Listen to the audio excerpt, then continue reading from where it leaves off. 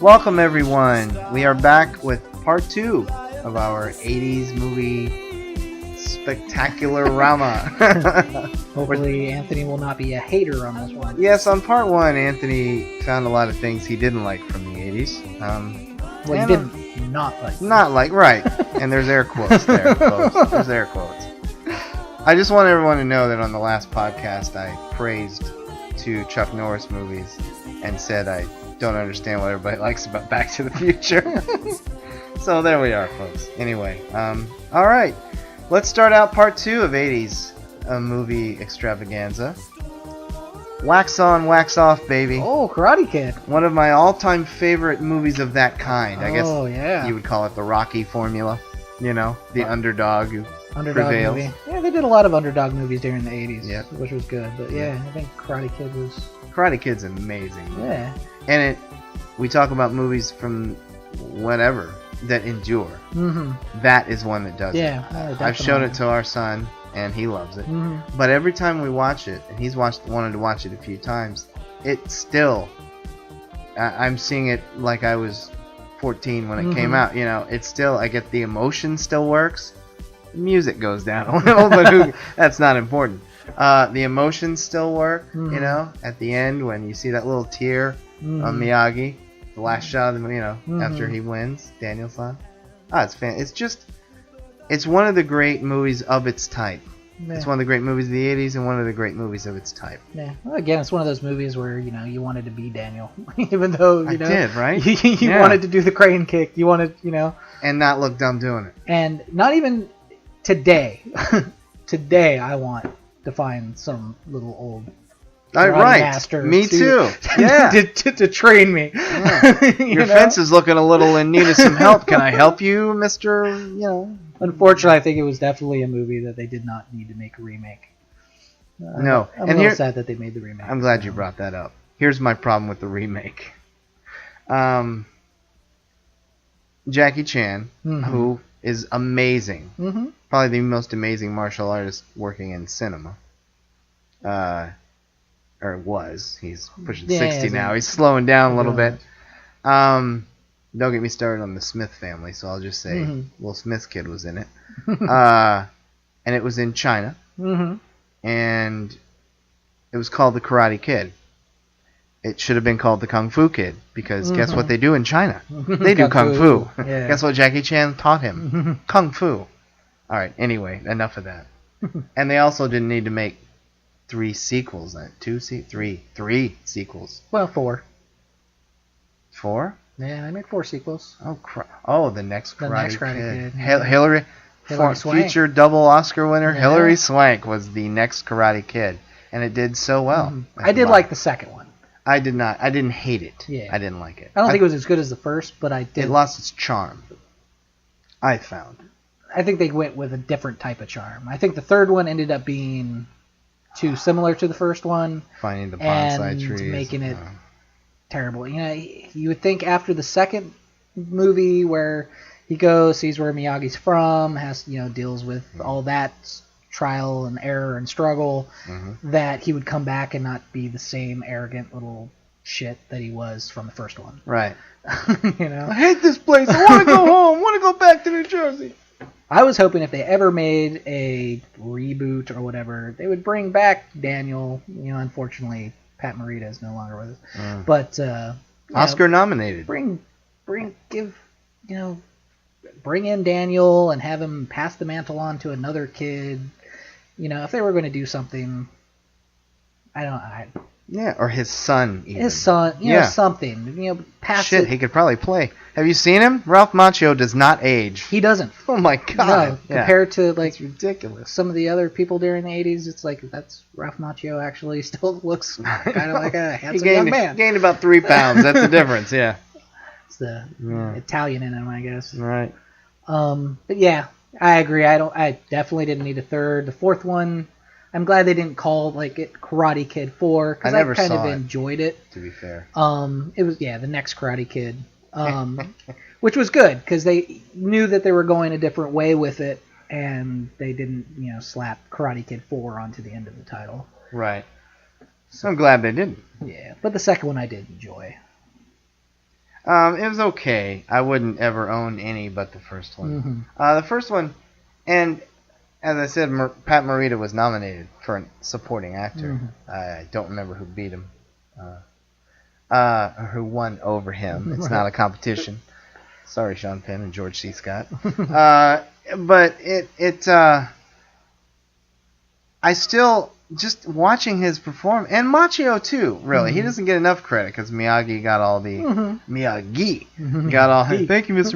Miyagi, got all the kudos. But Machio's great too. But watching Pat Morita, he's just so good in that movie. I mean, he was born, forget about Arnold, or Al. He was Al, right? Yeah, on Happy Days. But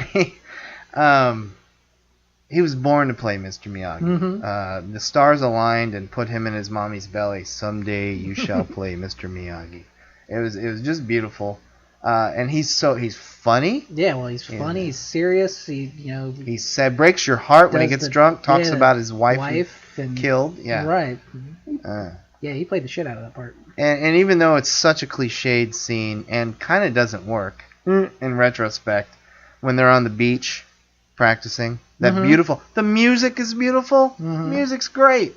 And those beautiful, you see the silhouette of Daniel and the sun. Montage. Beautiful, yeah. Training montage. Yeah, gonna take a montage. But it's great. And by the way, real quick, the 80s. The montage was born in the 80s. Oh, yeah. It was born in the 80s.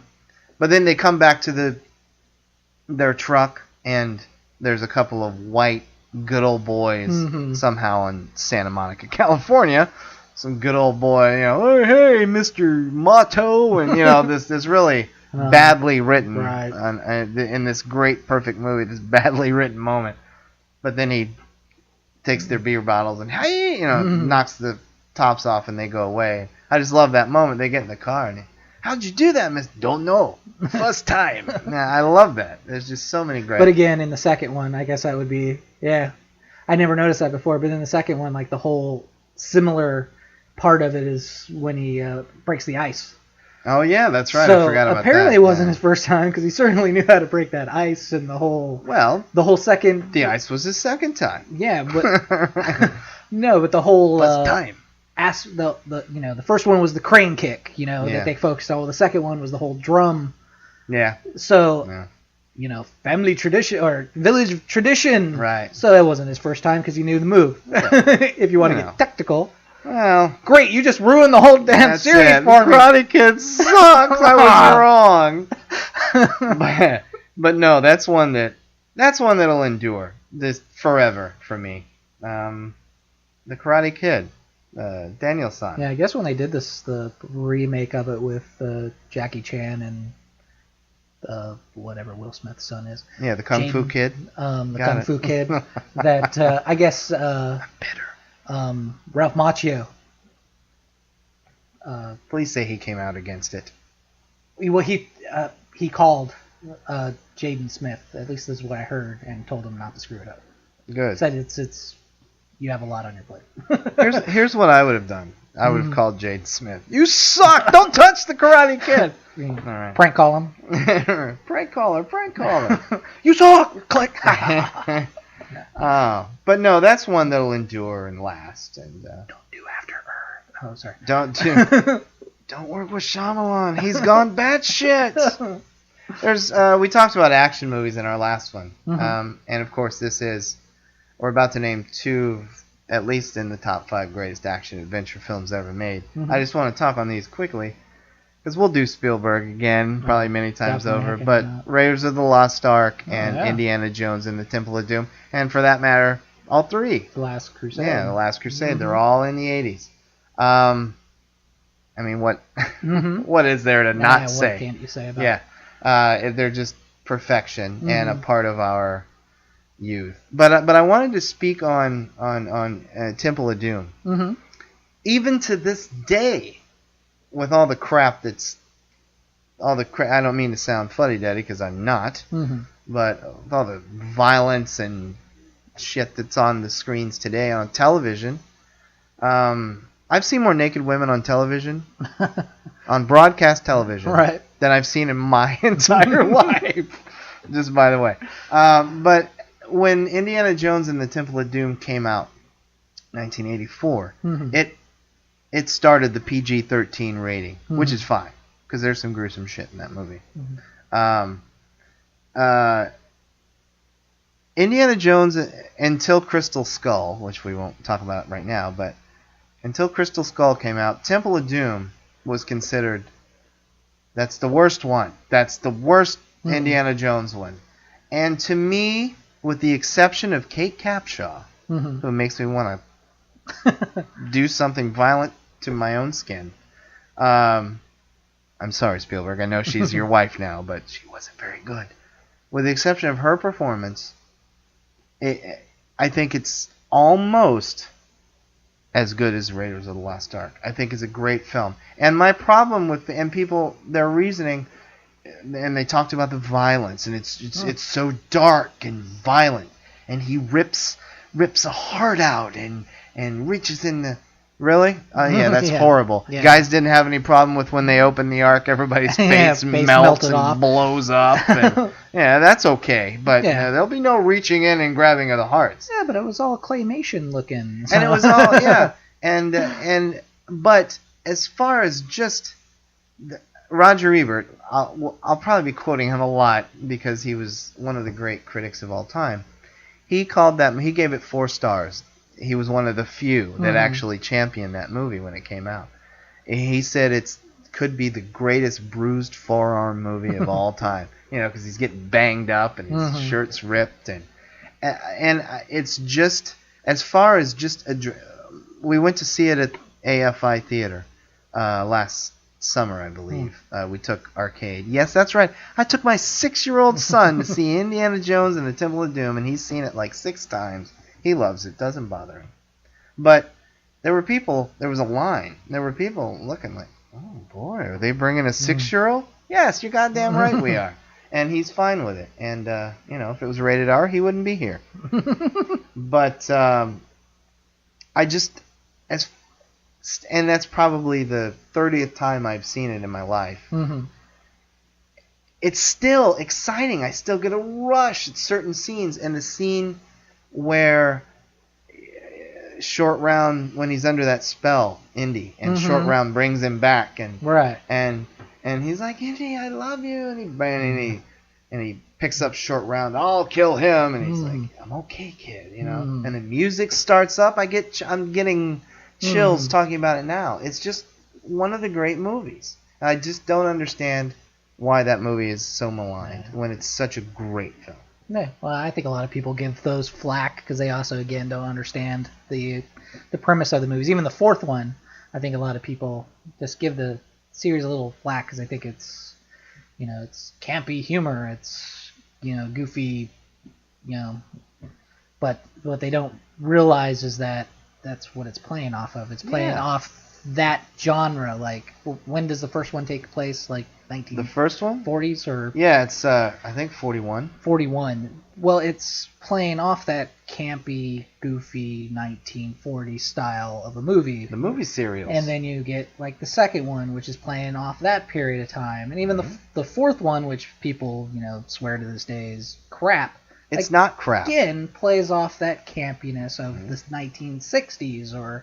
whatever, if you go to those type of serial movies during the 60s, it's playing off of that, and that's what I like about Spielberg, what he did with those movies, because you're playing off that goofiness of the time period. Exactly. And you got to take that into account when you're watching them.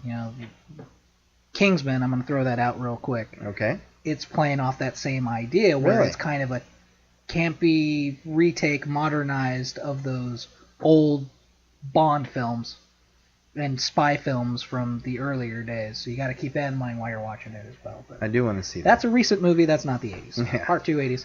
Part 2 80s. No, I agree. Real quick, one last non-80s moment. The 4th Indiana Jones is good. It's the least of them, yes, in my opinion. But it's good, and there's some great moments in it. It's my Godfather theory. if Godfather 3 is the worst of the series, that doesn't mean it's a bad movie. Right. Yeah. It means it's just not the classic that the others were, but it's still a damn good movie, and it falls under that theory, Yeah. It doesn't mean it's bad. Still like my last thing about the fourth one at the end, where Shia LaBeouf picks up the hat and Harrison Ford. Nope. Yeah, that's great. Right. I'm glad that they didn't, try to pass it on. Yeah, like, exactly. Nope. No, that's fantastic.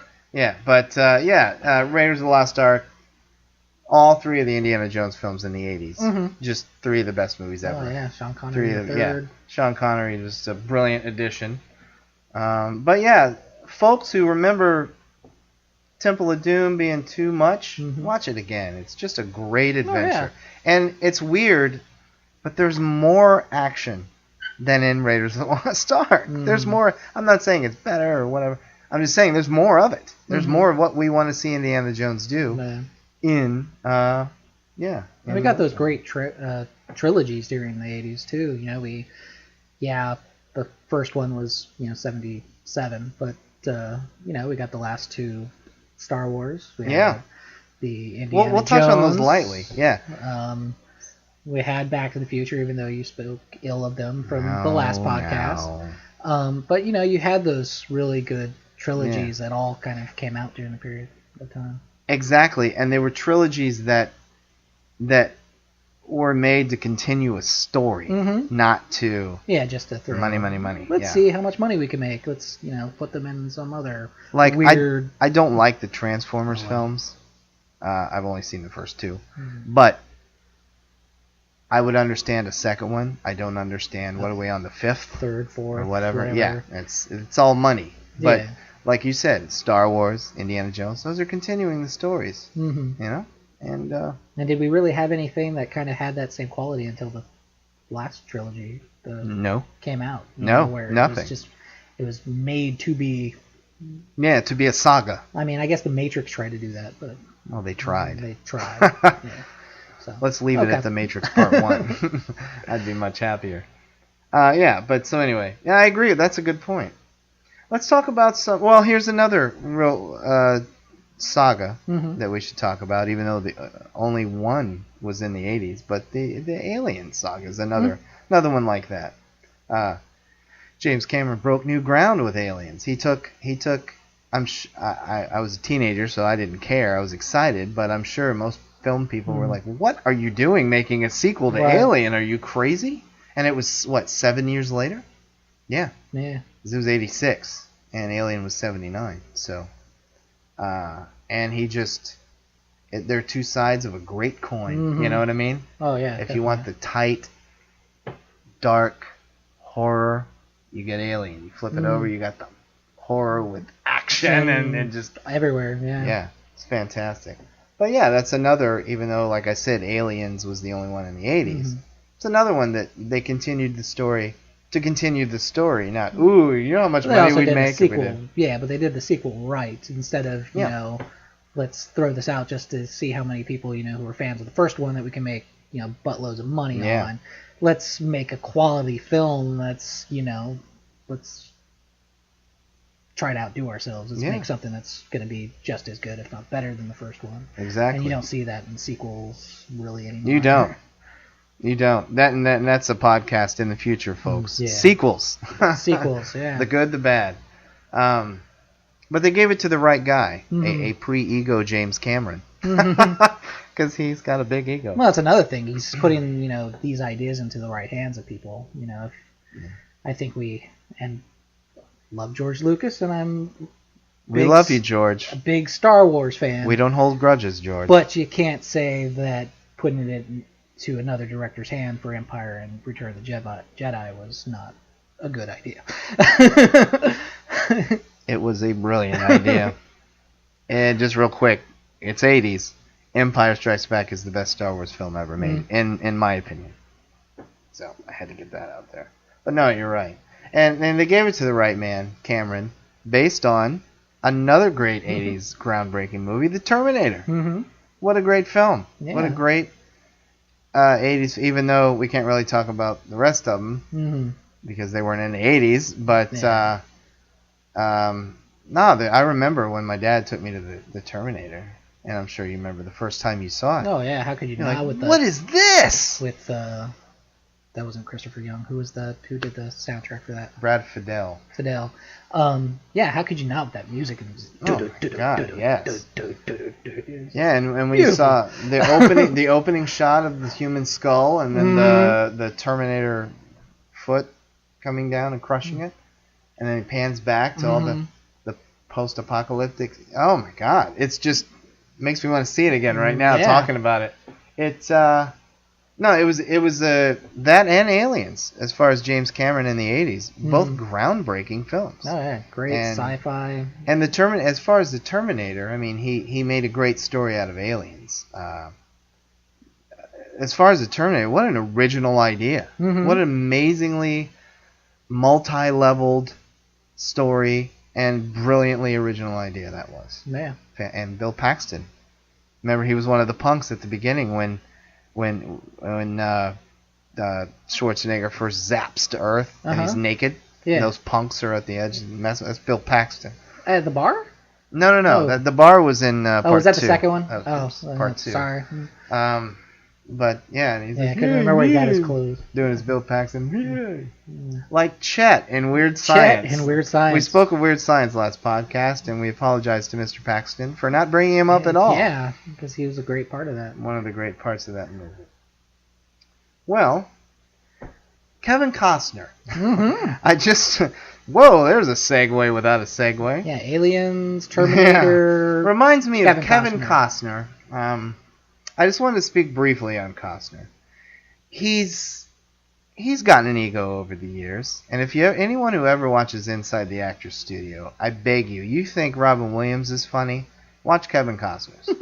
And it's not funny because he's comedic. It's funny because, have you seen his? No, I haven't seen it. We've seen Inside the Actors Studio. You are in a holy place for actors and directors and writers. And you're sitting next to, even though he's easy to make fun of, a holy man of that place. So Costner keeps getting up when so tell me about this. He'll get up and he'll walk to the edge of the stage and he talks about threatening the writer of day. His ego is out of control. And that was 10 years ago, so I can imagine. And he hasn't done a good movie probably since Waterworld. Yes, I stand by that. No, I'm with you. Yeah. That's one for a future podcast. But lest we forget, back in the 80s, this man could do no wrong. And he had a string of movies in a row, that actor-wise, not many people, maybe Pacino and De Niro in the 70s, maybe. I mean, in a row, folks. Kevin Costner. 1985, Silverado, which I don't know if you've seen that. I don't think so. One of the great Westerns. And it didn't do well. That was supposed to be his star making. He had a supporting role. Scott Glenn, Kevin Kline, John Cleese, Danny Glover, Jeff Goldblum. He basically took most of the Big Chill cast. It's Lawrence Kasdan, and he put it in and added Costner, who was actually in the Big Chill. There's an 80s movie, Big Chill. But it's a great, just a rousing, old-fashioned. It's not Unforgiven. It's not serious, and it's a blast. But he did that in a row, folks. Kevin Costner, plucked from obscurity. Silverado, The Untouchables, which is just a great movie, won Sean Connery his one and only Oscar. No Way Out, an almost great movie, but a really good thriller. Gene Hackman. That's the one that really turned him into a sex symbol. He had the big hot scene with Sean Young. Back in the limo. Okay, so in a row. Silverado, Untouchables, No Way Out, Bull Durham, and Field of Dreams. I mean, what actor? And each of those, with the exception of Silverado, were monster hits. Yeah. Monster hits. No actor that I can think of anyway, has had that good of a run as far as box office and quality. All those films I named are either great or very good.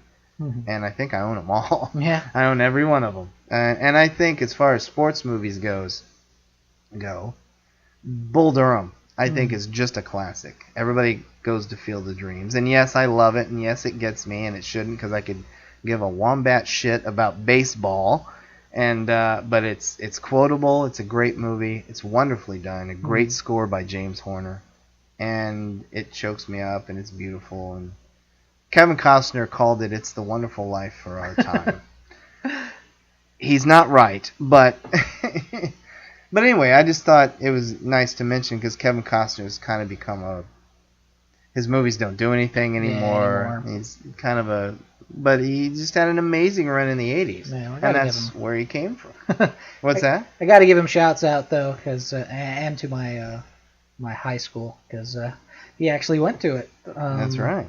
He didn't graduate from it, but he did go to my high school, Buena High School. All of my Buena peeps out there, if you listen to this, Ventura, California. But yeah, he went there. He was a sports geek, from what I hear. So him doing sports movies, I guess, was kind of imagine that his bag. He still goes back and plays basketball with them every once in a while. Nice. Yeah. But yeah, I liked Kevin Costner, especially during that period of time. I'll still look at one of his movies nowadays just to see what he's up to. But you're right, he really hasn't done much, unfortunately. Yeah, in a while. But I have Dreams. Oh yeah. Great. Bull Durham. Great. I don't know. It was Dances with Wolves. That was 90s. That was 90s. So it just missed it. Yeah. Over. But yeah, I like his epics and his kind of longer movies. Me too. So Dances with Wolves. Postman is not the garbage people think it is. Yeah, it's I like not Postman. It's not I liked, that great. Waterworld. Waterworld is great. Give him kudos. I think he's arrogant, but he has the ability to do some really, really good stuff. He does, and he can be really, really good. Yeah. Really. Yeah, I love him. Yeah. I have a weird allegiance. I've seen everything he's done. Yeah, I kind of have a weird allegiance. I mean, most of them I see on video now because I'm like, oh, I'm not going to that thing. Draft Day, and this. I dread this new one. I'll wait for cable for this one, but it's Kevin, so I'll see it. But it's out at theaters now. McFarland USA. He's coaching a ragtag running team based on the inspirational true story. Like, ugh, leave me alone. Yeah, he needs to stick with baseball and possibly golf. But Tin Cup is a great movie. I love that. Was his last great movie. Yeah. Tin Cup was phenomenal. We haven't talked about a lot of comedies from the 80s. No, really. Well, I mean, John Hughes. Yeah, John Hughes. Yeah, I guess the 80s was a little bit kind of, there was eclectic kind of in there. Because, I mean, some of the action movies you could kind of throw into a comedy. Yeah. Like, 48 Hours we talked about. Yeah, 48 Hours, Beverly Hills Cop. Yeah. You can kind of throw those into a comedy aspect. But in my opinion, comedies, the 80s comedies were the best. Mm-hmm. I mean, there was nothing better. I'll start with, let's do Tim Burton. Okay. That's where he came alive. So, like, Pee-wee's Big Adventure and Beetlejuice, his two 80s comedies. Yeah. I can quote you the entire movie of Pee-wee's Big Adventure, and I'm proud to say that my son can, and my mom. That's great. I was 16 years old. My mom and I and my girlfriend went to see Pee-wee because we both love Pee-wee. And my girlfriend was laughing at us because we were laughing. We were crying just every moment of that movie. And it still holds thing up. I've ever seen. And it looked like this. Tell them Large Marge sent you. Oh, that is just that's an eminently quotable movie. I love it. You like it, right? Oh yeah, yeah. How could you not? Talk to my wife. Yeah, not a giant Pee-wee fan. Aw. Yeah. But come on, guy in search of his bike. Yeah. Come on. Remember when he's in? I could talk about this all day. I'll just do one scene. When he's in Texas, because the lady told him it was at the Alamo. Yeah, it was the basement. Basement of the Alamo. But he calls Dottie back home, and she's watching his dog Speck, and he, somebody wants to say hi to you, and she lets Speck bark on the phone. And he's like, Speck, and the dog keeps barking, Speck. All right, Speck. All right, Speck. Yeah, the dog's yelling at him. Yeah, that's great. I'm a loner, Bill. Why are you a rebel. loner? Oh, yeah. Why are you a loner? Quoting the movie. No, I'm not. No, I was doing a line from the movie. I could do the whole movie. We need to get off this because I'll just start doing Pee-wee the rest of the Beetlejuice. Oh, it's classic. Instant. Great comedy. Michael Keaton's performance, much better than Birdman. Here we go, folks. Here we go. No. No, great. Great. Ah, it's fantastic. Again, they're making a sequel of it. Hopefully they do it right. Just leave it alone. It was yeah. highly original. Mm-hmm. It's coming up with that idea. It was really great, yeah.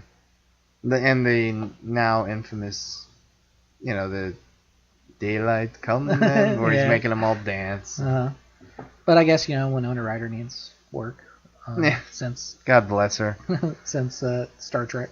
Look, you get residuals, Winona. You don't need to shoplift. I don't know what that was about. Oh, come on, that was many years ago. Let's hope she hasn't. I know. She's not doing that anymore. No, I know, but I'd still like to know what the hell. Yeah. What she shoplifted. She was studying for a part that I never saw her do. Yeah. That shoplifting movie she did. Yeah. That shoplifting movie. I didn't see that. Yeah. Didn't get made. But no, Michael Keaton was great. It would be odd if they brought back Baldwin, because he looks totally different than he did from that movie. Yeah, Keaton, they could just throw makeup on him and make him look exactly the same. Come for your daughter, Chuck. I love that. That's a great movie. Yeah. And it's in a way it's geared towards youth. And forgive me, here comes the little fuddy duddy. I'm a father now, but you have to. It bothers me. I'm sorry, I lost my train of thought. It bothers me that the one part where he knocks over the model and he's like, "Nice fucking model," and grabs his. Like, wait a minute, where did that scene come from? Like, why would you put what was? Yeah. Why that? But that should have been on the cutting room floor. Exactly. But who cares? It's a great movie. Great quotables in there. I love when they're. So what's your qualifications? Well, let's see. I lived through the plague. I saw The Exorcist 27 fucking times, and it gets funnier every time I see it. I love that. Right. That's hilarious. Yeah, that's great. And then, real quick, I hate to do this, but this is how I can do it on this movie, since we're on Bergman. Bergman. We're gonna do what Ingmar Bergman were in the 80s. They're deep special. They played chess with death. Tim Burton, Batman. Oh, yes. That was 80s. Yeah, I know. Yeah, I was in the 6th grade. Yeah. I was looking forward to that for a very long time. So was I. You were in the 6th grade? No. Yes, I was. I'm not almost 46 years old. I was in the 6th grade in 1989. I liked it. Liked it? I didn't love it. Really? Yeah. And you're a Nolan Batman fan, right? Well, yeah, but that's not. I was already saying that back in '89 when I really? saw Batman. Yeah. So Nolan didn't. Oh, screw! I'm not one of those. Forget about I would own it, and it has a lot of great stuff in it. But I thought it was uneven. Mm-hmm. I don't think it's a perfect movie. I'll give you that. I am a huge Prince fan. Mm-hmm. To this day, I love him. I think he's a true genius in music. Well, most of the songs out there that you hear nowadays is he either wrote or helped, do whatever. Produced it or wrote it or did a little in the background. No, I didn't think his music belonged in there. Mm-hmm. And that I hear that was Jack Nicholson's suggestion. Who knows? Yeah. The one thing I don't like about that Batman, I guess, and movies of the sort, they kept killing off the main villain character. So in the first Batman they killed off the Joker. And, you don't take, especially for me, I read the comic books like crazy. That was all the comics I owned were Batman. You don't take the nemesis and the major villain and kill him off. Right. You just don't do that. And I'm glad that they didn't do it for the Nolan Dark Knight Batman movie. But again, unfortunately, the guy who did insane job of it is no longer around. So really killed himself. Yeah. So it's like how can you really do that part justice anymore without having him? Jared Leto is going to play the Joker. And what? And what is that? Batman versus the Something Squad. It's based on a graphic novel. I haven't read it. All the villains of all the comic books get together and they have their own squad. I can't remember what it's called. But Jared Leto's Leto's playing the Joker and it makes me sick. Yeah, we'll see. Sick, I tell you. Are you up to on Gotham? This isn't movies. Yes. Did you see the kid who's going to be playing the Joker? Yes. Oh my lord, that's insane. That's perfect. But 80s. Yeah, sorry, folks. Batman. But I digress. No, it's uneven. Kim Basinger was like a piece of wood. Yeah. I never understood her popular. Well, she was sexy. She's sexy and pretty. Even in 6th grade, I wanted to tap it. No. Yeah, right. Anyway. Yeah, no, well, me too. Sorry, Alec Baldwin. He's like, I don't care. I got rid of that crazy woman. I thought Keaton, I loved how great he was as Bruce Wayne and Batman because everybody was just up and on. You were in 6th grade. I don't know if you noticed. It was all over the place. What? Are you crazy, Michael Keaton? I thought he was great. He was excellent. Well, it was probably because he wasn't the, the suave. I'm Bruce Wayne / James Bond. Come on. Yeah, he was kind of a goofy Bruce Wayne. What I always liked about Batman was that he was a normal Joe in a in a suit. Of course, my wife would, yell at me and say, no, he has his superpower, which is super rich. I was going to say, there's no superpower. But he's, he's a normal guy, trying to fight crime. And I thought Michael Keaton brought that to the character. Yeah. He was kind of laid back. Was it Kim Basinger that was in the room with all his Japanese samurai armor? And, he's kind of walking in and kind of talking. Yeah. Oh, yeah. He didn't prove it. He's not like, hello, I'm Bruce Wayne. Yeah, he looks like just a guest at the party, and she's like talking about how, or he is. Who was it that was in there? Robert Wall. Yeah, it was the reporter guy. And Lieutenant, is there a 6-foot bat in Gotham City? I heard he's kind of an arrogant asshole or whatever. He said something like that. Like, what kind of arrogant person would buy these? Has big charity balls. Because that was me. It was good. Yeah, no, I enjoyed it. The action's kind of lackluster, but Tim Burton isn't an action director. Yeah. The score is phenomenal. Danny Elfman, one of the best scores of the last 100 years. It's a great score. But it's a good movie. I give it like 3 stars. Yeah, it's good. 3 stars with about 3 or 4 4-star moments. And Nicholson, Nicholson was great. The ultimate Joker. Well, the other side of the Joker coin. Well, He's really the fun Joker. Yeah, they really tried to bring kind of the actor from the 60s. Caesar Romero. They kind of brought aspects of him into it. And that's fine. And that was great, yeah. And a lot of people, like you said, are you a Nolan Batman guy? I'm a both Batman guy, But I'm just a Batman guy. Yeah, exactly. Yeah, I'm a Batman guy. That's why I'm going to be slogging into Batman versus Superman with Ben Affleck. I don't know. I think he can pull it off too, as long as he stays in the Batman suit. Doesn't bring his cockiness into it as much. Yeah. I think he could be very similar to Michael Keaton if he does it right. Yeah, but now I'm afraid now it's all dark right. and brooding. See, the fun Batman's over. Fun superhero. Real quick, side note, Your Honor. Fun superhero movies are over, except for the Avengers, and they're even brooding. Guardians of the Galaxy. Oh yeah, Guardians of the Galaxy. But yeah, everybody has to go dark now, and that's why. Which is not bad for a Batman movie, because well, he is the Dark Knight, yeah.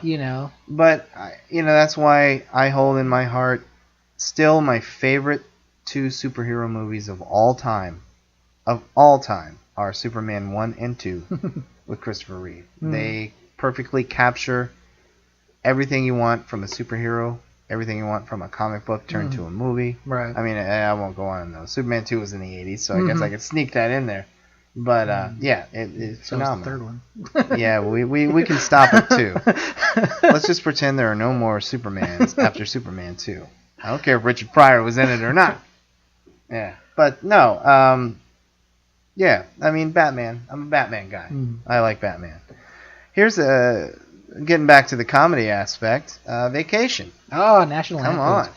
on. To this day, I cannot hear. Real quick, written by John Hughes. Yeah. I cannot hear Holiday Road without instantly thinking of National Lampoons. Well, I can't hear it on the radio. Yeah, Instantly, well, you know, it's from National Lampoon's Wally Vacation. World and Yeah, exactly. everything pops in my head as soon as Roll 'em up. as soon as that song comes on. Yeah. We'll segue into Chevy Chase here. I think Vacation is a really funny movie, a great comedy. But Chevy Chase's heyday. Mm-hmm. Forget about him on Saturday Night Live, which was amazing. His heyday was in the 80s. Oh, yeah. Vacation. Fletch. Role he was born to play. I think we spoke about that on the last podcast. Yeah. Three Amigos. It was just fantastic. Forget about the second Vacation. National Lampoon's Christmas Vacation. Christmas Vacation was an instant classic. It kind of jumped because it was like European and then Vegas Vacation should never have been. Well, Vegas was in the 90s. Yeah. Out of the series, though. It was okay, but yeah, they shouldn't exist. It should have been the first one and Christmas Vacation. Yeah. And Christmas Vacation is almost equally... In many ways, it's funnier than the original Vacation. I don't know what it is. But and Chevy Chase also did a movie... Spies Like Us. Did you remember that? With Dan Aykroyd? That was a great movie. Nobody talks about it. It was a big hit. It was funny. And Funny Farm, do you remember that? Yeah, Funny Farm. That was at the end of the 80s. And he was really... all those movies are great. And he was funny. And I feel like I'm leaving something out, but I can't. I'm sure. Can't think of anything. Other ones that he did in there. But those are the big ones anyway. And he was... the 80s comedies... Chevy Chase is one of my favorites back then. Modern Problems, while not a perfect movie, but he's funny. And he was funny in it. How about Spaceballs? While we're in the 80s comedy era. Yeah. A little too late as far as parody, but... Yeah, for a parody, but being a Mel Brooks movie. It doesn't matter. It doesn't matter. Yeah. I'm glad that he's considering possibly making a sequel to that. I'm not. Yeah. His last two movies left me cold. I couldn't believe Mel Brooks did them. Dracula Dead and Loving It, with Leslie Nielsen as Dracula, and Robin Hood Men in Tights, which some people like. What's wrong with Robin Hood Men in Tights? Carrie Ellis. Ugh, I don't. He's the best Robin Hood because he can do an authentic British accent. Yeah, unlike other Robin Hoods, I can do it. Yeah, it's. I thought it was terrible. Oh wow. There's a couple things I giggled at, but I don't want to be watching a Mel Brooks movie and when it's over say, there's a couple of things I giggled at. I got some good stuff in there. I want my sides to hurt from laughing. And no, your arms are gone, but you got some nice boobs. That was good. Hey Blinken. Did you say hey Blinken? Yeah, little things like that. But on the whole, no. No. And I love Dave Chappelle. I don't want to see Dave Chappelle in my Mel Brooks. Yeah. It almost seems like he's trying to stay hip. Even though Dave Chappelle wasn't anybody back then, but at the time. But I don't know. But no, Spaceballs. That was a great parody. It's fantastic. Rick Moranis was wonderful in it. That could be my favorite. That and Ghostbusters, which we'll hit in a second, I guess. Yeah. My favorite Moranis performance. When he first comes out as and he lifts it up. I can't breathe in this thing. And when he says, "Let's go to the radar." And he says, I can't make heads or tails. Well, that's not the radar. That's Mr. Coffee. And he turns to the rest of the crew. I know. I'm aware of that. Yeah. It's a great movie. John Candy again. Bill Pullman, who was a weird choice. No, I did not see you play with your dolls again. Yeah. And the late, great Joan Rivers as the C-3PO-ish. Well, I don't remember the character's name, but... Dot Matrix. Is that it? Yeah. Dot. And Daphne Zuniga, an 80s mainstay that vanished from the, I don't know, but she was nice to look at. Yeah. I'm not saying she was Meryl Streep, but I didn't care. It was a good movie. And Mel Brooks himself, as always. Yeah, Mel Brooks. President Scroob. Yeah. The Up Yours salute that they had. Yeah. No, Spaceballs is a great movie. Coat as my luggage. Yeah.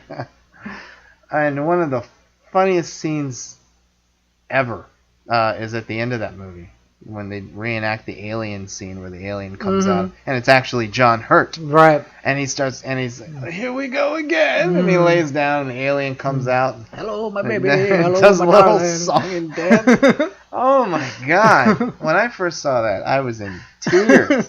That's one of the funniest things. No, yeah, Spaceballs is a great 80s. As is Bill and Ted's Excellent Adventure. Ah, Bill and Ted. And even though it was the early 90s, I like Sentimus rules. Sentimus football's rules. Yeah. I unfortunately, Keanu Reeves I'm sure he's not like that all the time, but he got stuck. Like, I think that's how we all perceive Keanu Reeves. Well, that's how he acted in like all his movies. That's a good point. Like yeah. Bill and Ted. Yeah. It's like dude, we got to do our something's amiss at the Circle K, and it's like, dude, I'm an FBI agent, and dude, we can't let this bus slow down. Exactly. Dude, I don't want to take either pill. Exactly. And then an occasional whoa. Yeah. Whoa. Yeah, you're right. Okay. Kung Fu. Were you doing Tobey Maguire doing Keanu Reeves from Saturday Night Live? No, did he do that?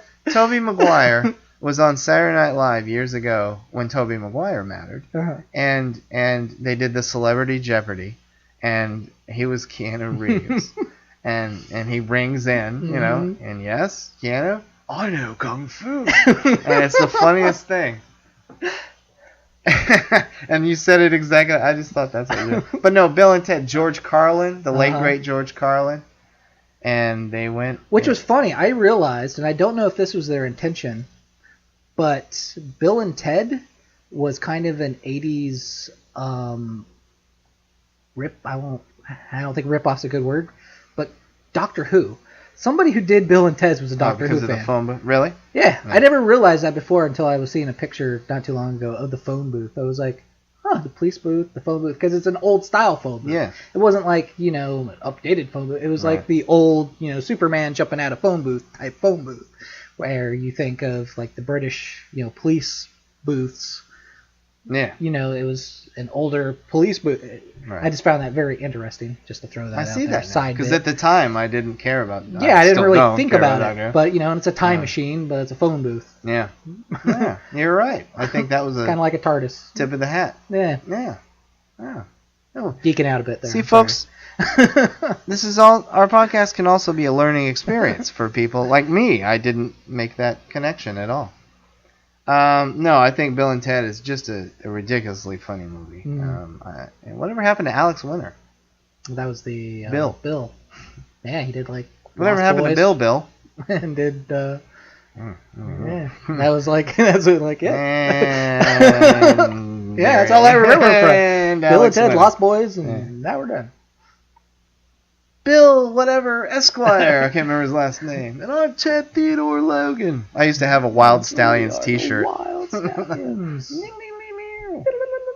Speaking of 80s comedies, Tom Hanks. Does anybody remember that he was one of the funniest guys ever? Yeah. Does anybody remember? Does he remember? I don't know. He does a lot of serious God stuff. bless your dramas, Tom, except for the frickin' Da Vinci Code and all that crap. But come on. Splash. Splash. A very funny movie. Uh-huh. John Candy again. Candy. One of the funniest. Yeah. My favorite John Candy moment in Splash, cracks me up, is when he first shows up in the movie. For those who don't know, and I think everybody does, Tom Hanks and John Candy are brothers, and they own a shipping dock company. And they're on the docks, and they ship fruit, and that's their shipping thing. They own the shipping, the freighting, whatever you call it. Freight, yeah. But John Candy drives up in his Camaro, crashes into a big bunch of crates getting ready to be loaded. He gets out of the car. Who put this goddamn fruit here? You're on your... Yeah, I just thought it was funny. But no, Splash is very funny. Bachelor Party. Not a great movie, but it's hilarious. Tom Hanks kind of doing the Bill Murray thing at the time, but he was very funny in it. Yeah, well, you had that kind of whole series around like Splash, Bachelor Party, The Burbs. The Burbs is Money Pit. Funny. Money Pit is funny. Even if Shelley Long is in it. I hate Shelley Long. Really? Yeah. Oh, not a Cheers fan? I love Cheers. I hate Shelley Long. Yeah. I was so... Can I tell you what? When she left the show, I was so happy. Really? And I'm not kidding. It's not like, no, I'm just kidding. I just don't like her. I hate Shelley Long. Anything she's in, I can't stand when she's on screen. Anyway, go on. I'm sorry. I digress. It's You 80s. digress. It's 80s. Shelley Long is Shelley 80s, Long. and she sucks. All right. I hate Shelley Long. Beverly Hills Troops. Come on. No. No. Outrageous Fortune. I love Bette Midler, but I hate Shelley Long. Yeah. No, but how Big? Big was 80s. Oh, Big. Big, yeah. I was like, what was Big? Big, you're right. Big was big. Big. Who's on first? Third base. No, Big was great. And Tom Hanks was nominated for an Oscar for that movie. Oh, I did not know that. I have a little problem with that Mm-hmm. for the simple fact of, what was he supposed to be, 10? Yeah, I think He was played 10. it like it was 8. Yeah. You know what I mean? Like, Yeah, he was a little young. Yeah, played it a little younger than he should have been, but who cares? It was a great movie. Mm-hmm. And the famous moment where him and Robert Loggia are tap dancing Mm-hmm. that's just one of the great FAO Sports movie moments. Mm-hmm. It's just a great moment. Mm-hmm. One thing I noticed, my wife and I watched it a couple of years ago, there would be an uproar in today's movie police society. The scene where he goes to bed with Elizabeth Perkins. Oh, yeah. They sleep together. Right. I mean, we don't see it, but Yeah. they have sex. She doesn't know at the time, mind you, that he's a 10-year-old boy in there in an adult's body. But they show the seduction scene, and they show them slowly making out and dropping her clothing, and then they fade to black, of course, to a great follow-up scene the next day. He's at the office, the elevator opens, and he's bouncing in, he's all happy, he's like the greatest day of his life. But I think today's movie police would complain about like that. you mentioned with Fast Times. Yeah. With the scene where she goes out with the 20-something-year-old from the record store, Yeah. and lies to him that she's 18, but she's not. Yeah, I think today's, oh, wait a minute, there's an 8 or a 10-year-old boy in there, and you can't show that. And Yeah. I think that scene wouldn't play today. But I think we forgive it because it's been around so long, and it's Tom Hanks, and it's a classic film. Yeah, but it's also, I don't know. I'm not saying... I can't be, yeah. I'm just saying... I don't know. Movie I think it's kind of, it's a little bit more endearing, but then I guess, I kind of become kind of hypocrite because... Fast Times. I know, right? I don't know. Fast Times just to me seems a lot more dirty and kind of... Well, wrong. it was she was losing her virginity to an older man on a baseball field, yeah. Yeah, I don't know. Yeah, maybe they just did it a lot more tactful. Well, it was tactfully done, and I'm not saying anything against it. I'm just saying that scene would not fly today. Yeah. It would not. Because people like to get on the internet and point fingers and tell us about what's wrong with everything. Movies, life. Yeah. But let's, yeah. But anyway, that's our little Tom Hanks is one of the funniest men on the planet, lest we forget segment. How we ever got. And you mentioned The Burbs. That's considered a failure. A lot of people hate it. Critics hate it. I think it's hilarious. It's so I still funny. own it. Bruce Dern. What movie can you say Bruce Dern was hilarious? You usually say Bruce Dern creeps me out or he was brilliant. Bruce Dern was hilarious in that movie. I love The Burbs. Directed by Joe Dante, who did Gremlins, another great 80s movie. Corey Feldman. There he is again. You're right. This son's of I'm going to throw his name in every podcast. Those guys are creeping Corey up. Feldman. Right. Let's talk about Ingmar Bergman. Corey Feldman. By the way, we're doing an 80s podcast. That's the second time Ingmar Bergman has come up. Just by the way. He did do movies in the 80s, but who gives a shit? No, I like Bergman. Yeah, Gremlins. A movie that endures. I've seen it a million times. Yeah. I love that movie so much. Love it. Yeah, I think it's another one that's, you can't talk about the 80s without talking about Gremlins. Yeah. Yeah. It's Mogwai. it's a class. Judge Reinhold, baby. Oh, Judge Reinhold. I told you he's coming back. Yeah. Yeah, he was as the smarmy jerk. Phoebe Cates. Not earning an Oscar for her performance, but she was pretty to look at. Fast Times. Yeah. They didn't show her boobs in Gremlins, so I guess. No, yeah, that would have taken the rating up a notch. But to that great Cars song. She comes walking out in the snow. Then gets attacked by Stripe and all the other. No. Yeah. They come running out. But no, Gremlins. It's just a fun movie. It's the instant classic at the time scene where they attack his mother in the kitchen, and she disposes of 3 gremlins with kitchen appliances, blenders, microwaves. It's still an effective scene. It's still great. Gremlins, yeah, and the sequel is great too. Not a lot of people like that so much. Yeah. And that came out the early 90s, I think. Yeah, I think it was early 90s. Yeah. Not a lot of people like that so much, but I thought it was great. Caddyshack. Classic. Started the whole slob comedy. Well, I think Animal House probably started it. Yeah. Caddyshack really nailed it to the wall. Noonan. Yeah, you can talk about Caddyshack all day. Everybody knows its merits. Bill Murray. Great. Bill Murray, Cinderella Story. Chevy Chase again. We didn't mention that when we were talking about Chase a minute ago. It's Ty. He was great. I love you, Betty. Yeah. I like you, Betty. What are you doing in this? Remember when he meets the blonde girl? What are you doing with this nape of the neck? Why are you here? When he's getting drunk with her and they're drinking tequila and he's playing the keyboards. I was born to love you. I was born to lick your face. I miss you, Chevy. Yeah. Oh man, have you fallen from grace? Yeah. Revenge of the Nerds. Oh, nerds! Another great classic. I'm not even gonna try to laugh; it'll scratch my throat. He was just in a near fatal car accident, but he's okay. Robert Carradine, yes. Oh, Robert Carradine. Yeah. Stop taking the Carradines. He was Lewis. And then Gary was Anthony Edwards. Anthony Edwards, yeah. Who I never liked really, except for Revenge of the Nerds. He did a movie during the 80s that was Miracle Mile. Oh wow! Yeah. Holy. Yeah. Woo, we had a breakthrough on the show, folks. I love Miracle Mile. Oh, me too. That's a good movie. Tangerine Dream soundtrack, by the way. They'll come up a lot talking about the 80s. That's a great movie. Yeah. That's a good movie. That was a time when the nuclear threat was still close. And there was a lot of those. That another 80s movie, TV movie, but The Day After scared me to death. It's all about nuclear. Ugh, whoosh.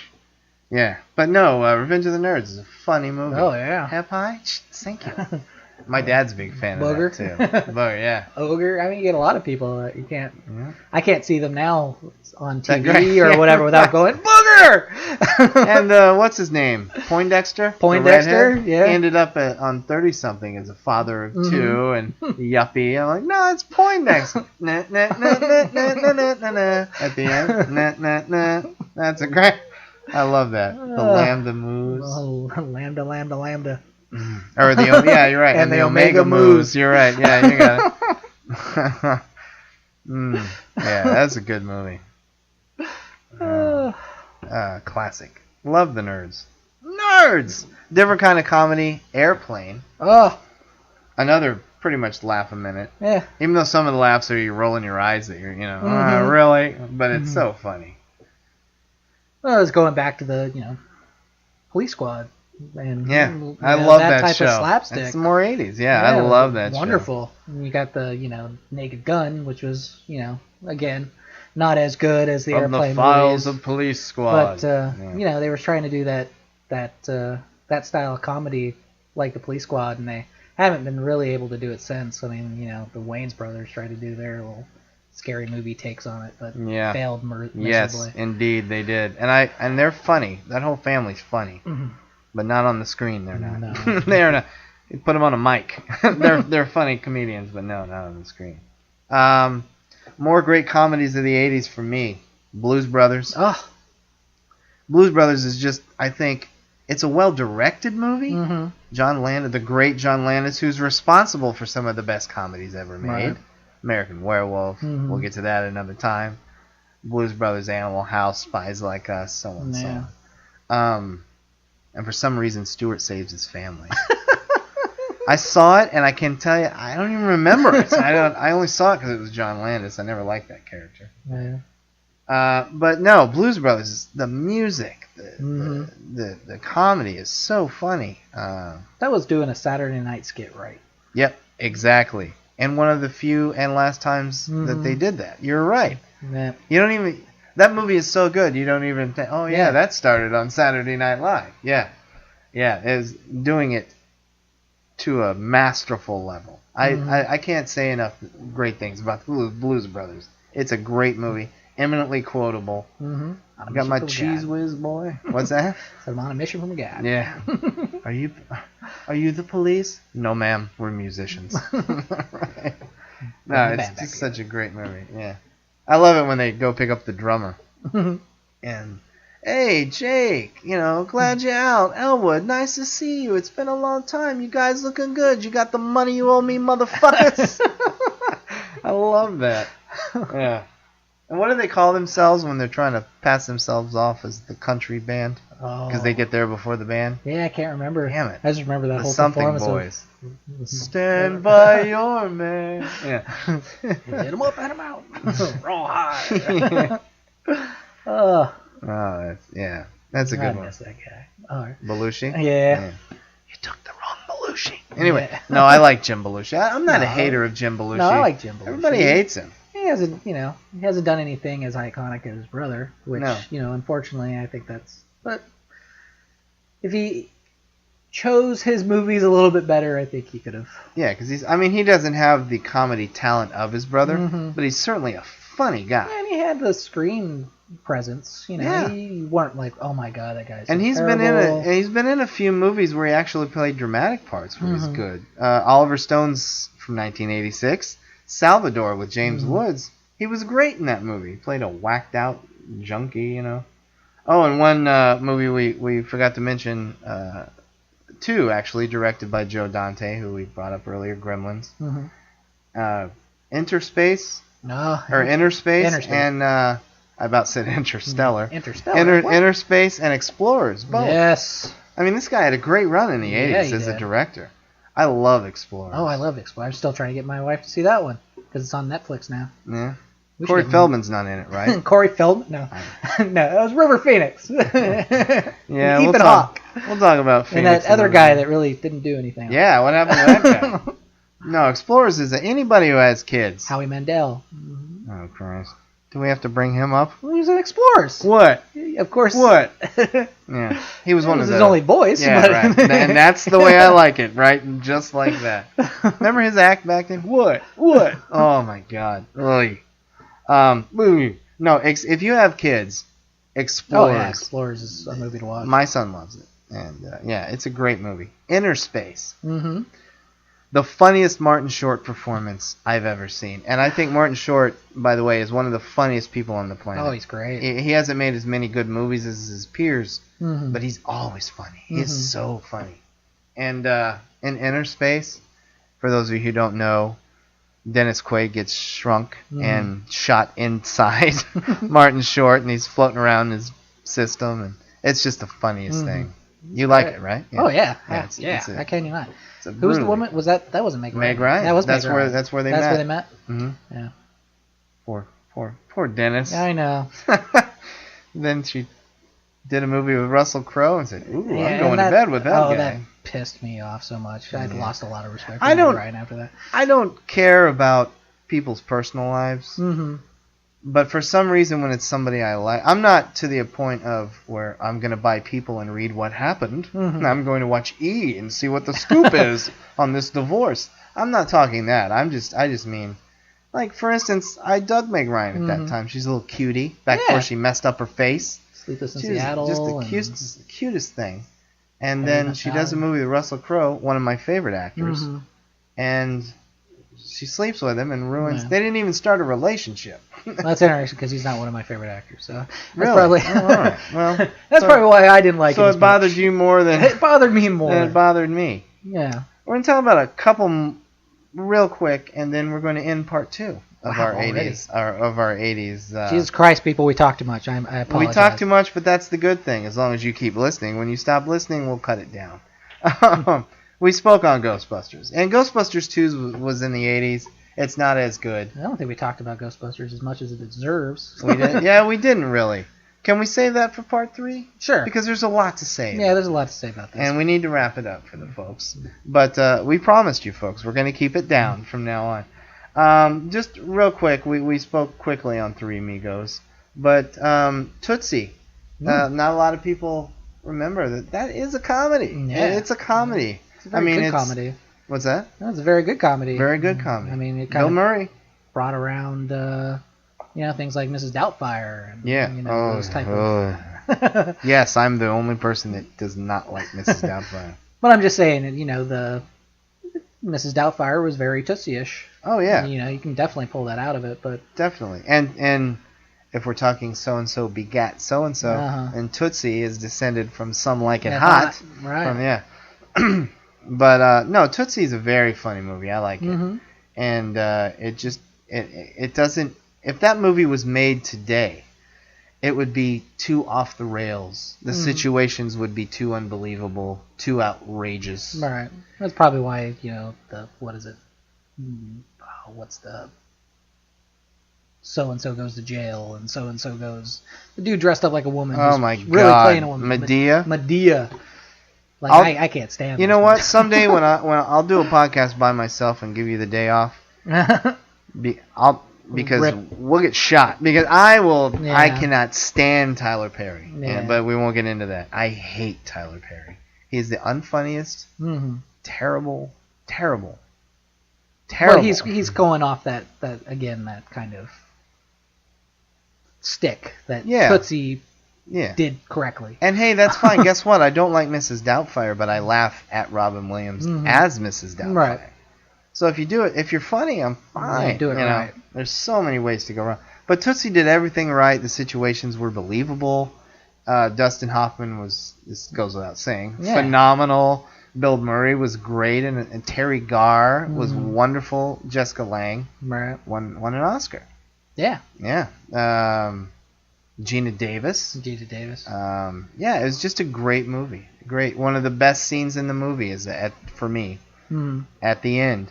When he reveals himself? He's already revealed himself. And Charles Durning, who was in love with him, played Jessica Lange's dad, and was going to propose and gave him the ring as Tootsie. Or as Dorothy Michaels. Yeah, sorry.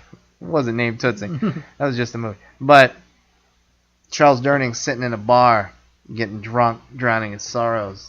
And there's no dialogue. Dustin Hoffman goes up, stands next to him. Durning looks at him. Dustin Hoffman sits down. Durning looks away. There's a beat. There's a minute where there's no movement or sound. And then Dustin Hoffman slides the ring back over. It's just a great moment. Tootsie's a great 80s comedy. And that's a good one to end on. All right. For part 2 of our 80s phantasmagoric extravaganza. So much in the 80s. Yeah, there's so much more. And there's more coming, folks. We're going to do a part 3 for next week. And there's a lot more. We're going to talk about some couple of action movies we forgot. We haven't even touched horror movies yet. And we're going to have a massive 80s horror talk with you.